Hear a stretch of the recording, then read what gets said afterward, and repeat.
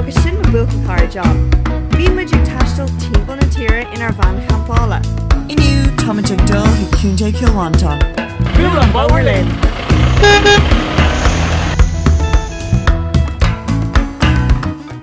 Díomh agus Bóthar ais ag Buail an Bóthar linn.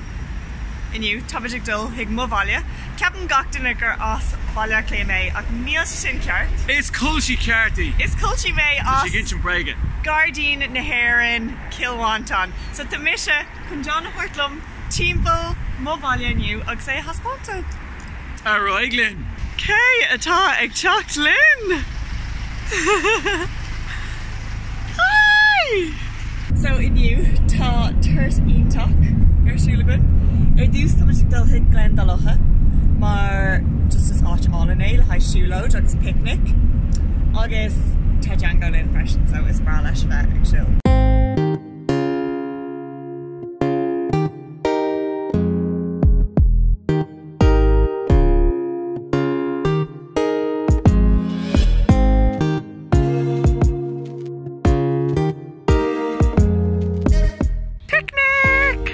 Glendaloch agus táiméid chun píosa bia a all ribh a héimeid siúla. Si galanta an seo. Sásta?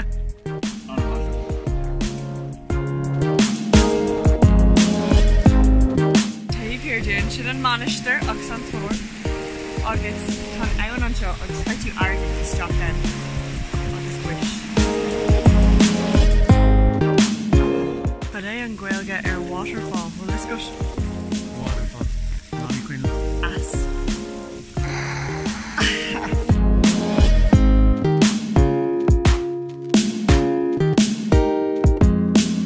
Mr. Tearshock. Miss Freisin. Freisin. Her bar.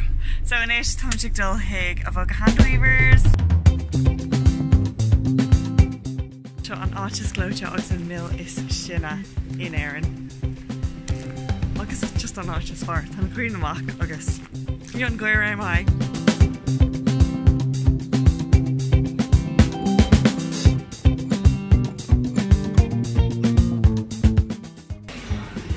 Tay agus treats.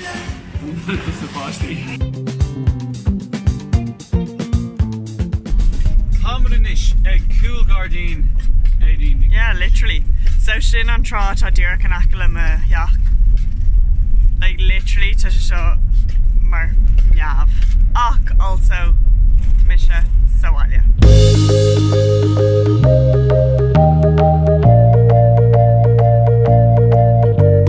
Cara nua ag Django.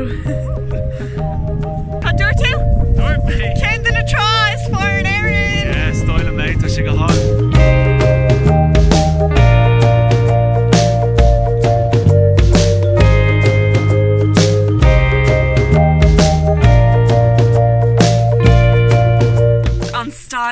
Déireannach Mahach Níach am a hisismthirí an campervan seo riomh, so beis sin simú. Táid le a bham. Hey mom! Cad éon rud is fearr faoi Cill Mhantáin? An clán. An clán? You're having John before. What a freak. We snore. There's the water from the freezer. Water? Yeah. Isn't it deadly? Cad a capan tú? What was the fad? Cad a capan tú den van. Oh, tá sé rawas.